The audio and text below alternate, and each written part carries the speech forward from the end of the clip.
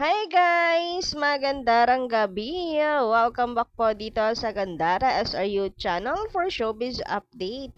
Andito na naman nga po akong muli nagbabalik at nagmamaganda po ninyong kajismosang Kim Pao upang magatid sa inyo ng latest update and fresh happenings patungkol kay Kim Chiu and Paolo Avellino.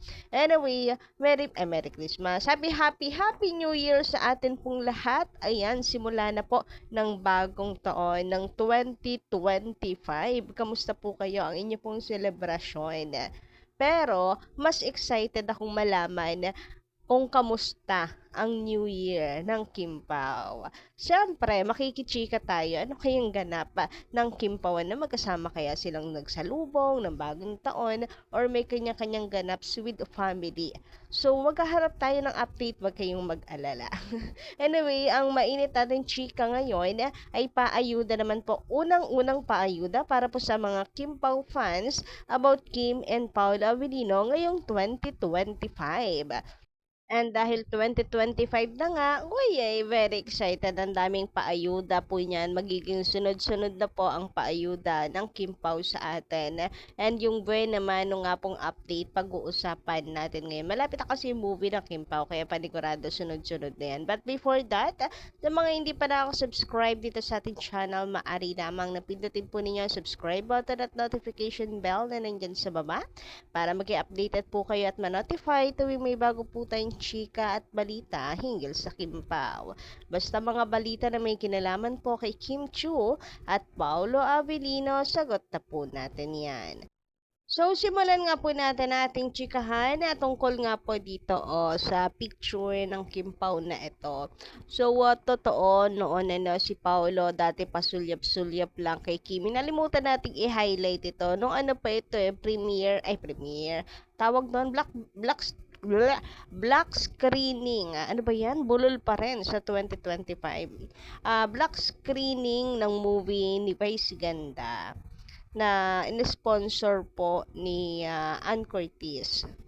Magkatabi, hindi nga lang po magkasama, kundi magkatabi pa ang Kim Pao dito and super happy ang puso ng mga fans because of this. Pero ayun nga, kung atin naman pong babalikan noon, itong si Paolo Avellino pasulyap-sulyap lang kay Kimi pero ngayon magkasama at magkatabi na sila at may karapat. Grabehan yon. Karapatan, grabe yon. So, ayan, 'di ba, ang bilis ng panahon ang daming at saka magkasunuran yung number nila 12 and 13. Uy, napansin ngayon ko lang ito napansin. So, tingnan nyo naman guys kung yung changes, 'di ba? Dati pangarap lang, sulyap-sulyap, pero ngayon kasama na niya ka-talking stage na niya. Ay, ka-talking stage. Hindi, mag-jowa. Ay, grabe, hindi, mag-asawa. Ay, grabe yan naman nga yan. Charot lang, charot. Anyway, ayun na nga. Ang main point natin dito, ang galing maglaro talaga ng tadhana. 'Di ba? Biruin niyo 'yon na matutupad pa pala yung pangarap ni Paolo Avellino. Mahigit isang dekada ba naman na, 'di ba? Matutupad pa pala sa tagal. Ako siguro susuko na si Paolo. Grabe yung kapit kaya mas lalong humahanga ang mga Kim Pao fans kay Kim Chiu and Paolo Avellino. Sa story kasi nilang dalawa, kikiligin ka talaga. Malawatpad talaga. Naalala niyo yung binasa natin na kwento ng Kim Pao. Kung gagawin palang serye, ay napakaganda. Paniguradong tatangkilikin kasi may pagka Koreana po may pagka Korean movie yung dating ba. Korean feels yung atake at nakaka-inlove yung character ni Paolo Avellino. Anyway, since pinag-uusapan na nga lang natin yung movie, eto guys, mula sa Star Cinema. So, eto na po, simula na talaga ng movie ng Kim Pao. Nararamdaman ko na talaga ang promotion para sa My Love Will Make You Disappear. This is it. Buena manong pagpo-promote para sa Kim Pao. Buena manong update para sa mga Kim Pao fans ngayong 2025. Basahin nga po natin to from Star Cinema. 4 times, Kim Chiu and Paolo Avellino had the same vibe in travel outfits. Syempre, twinning is winning as always. And you beside me always. Charot lang. 2025 is here. And we're not just hyped for Kim Chu and Paula Avellino's first ever movie, My Love Will Make You Disappear, premiering on February 12, but also love their low-key matching travel style. Here are four times Kim Pau's look were coincidentally in sync on seemingly different trips. Uy, hindi po different trips dahil magkasama sila. Grabihan nga yun. Pero totoo, lagi silang twinning is winning. Matatawag pa ba natin yan na coincident na nagkataon lang? Pero syempre, kapag fans yung tatanungin, syempre hindi. Anyway, sabi dito, they went for casual black outwear to keep warm and they even stuck the same post. Isa pa, they both opted for easy, comfy looks in sunny Los Angeles. Number 3 or third, they gave off the same vibe in monochromatic ensembles under the sun. They also know how to keep it cool and classic when sunrise and crisp white tops. Oh ha? Nararamdaman nyo na ba guys ang papalapit na movie ng Kim Pao? Nararamdaman nyo na ba ang promotion? Nagsisimula na ang Star Magic para i-promote si Kim Chu and Paolo Avellino. Kulang na lang talaga sabihin nila dito na si Kim and Paolo laging may nagkataon serya. Charot, konti na lang sabihin nila na they are in a relationship na talaga because of this mga ebidensya. Grabihan yun, huy. Siyempre, wag natin pangunahan.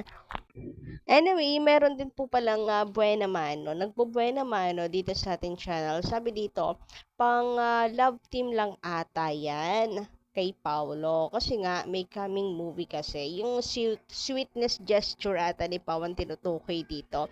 Anyway, eto nga. Sabi naman dito ni Madam Asis Lulu Chavez, tama po ba ako? Anyway, shout out, magandang gabi and Happy New Year. Anong pang love team? So, obvious naman na sila rin. Super in love. Yan, ni Kim si Pao, or super love ni Kim si Pao, at bulag-bulagan lang sa patibay na patibay, hahaha. Ito naman mula kay GDem. May naligaw na judgmental. Excuse me po, bulag ka ba? Pangit naman, in love kaya sila. Sabi naman dito ni Shalen Pen Kian na mayaman na dati si Paulo. No, for your, mayaman na dati si Paulo, no? For your information, mga basher, kahit hindi pa sila ni Kim, may mga business si Paulo, no? Mahiya kasi mga bashers. Sa totoo lang yan. And speaking of mayaman na, mas lalo pang yayaman. Dahil bukod sa movie, may teleserye pa daw. So, ipa-blockbuster natin guys ang movie ng Kim Pao para mas lalo silang masampal. Charot lang. Anyway, speaking of movie, mula naman kay Miss Margie de la Cruz. Good morning, Miss Gandara. God bless you po and Happy New Year. Thank you sa new chika update about sa Kim Pao. You're welcome. Ang saya ko sa Kim Pao. Hindi na ako makapaghintay sa movie. Panonoorin ko talaga tong movie nila. First time ko manood ng movie ni Kim Chu. Hashtag Kim Pao forever. Hashtag my love will make you disappear. And mukhang marami kayong react, no? For sure, ay manonood din po talaga sila ng movie ng Kim Pao. Yes, guys, January na. Sabi naman sa inyo, mabilis lang yung araw. So, asahan natin na bonggang-bongga. Dami na po ng sisimula ng promotion ni Kim Chu and Paula Avellino. So, busog na busog tayo sa payuda ngayong January and February. Ayun na, movie na ng Kim Pao. So, excited, of course, sa story na kanila pong ginawa. Sabi naman dito, inggit lang sila kay Kim at sa Kim Pao mula kay Miss Lydia Parenio. Shoutout po sa inyo at magandang gabi. Inggit sila dahil masaya ang Kimi natin. Bahala sila, basta tayo solid Kim and Kim Pao lamang. Hayaan silang mainggit. Basta masaya tayo sa Kim Pao. So, yun lang guys muna. Maraming salamat sa inyo pong pakikinigan. Please don't forget to click the subscribe button and notification bell for more updates. Maraming salamat.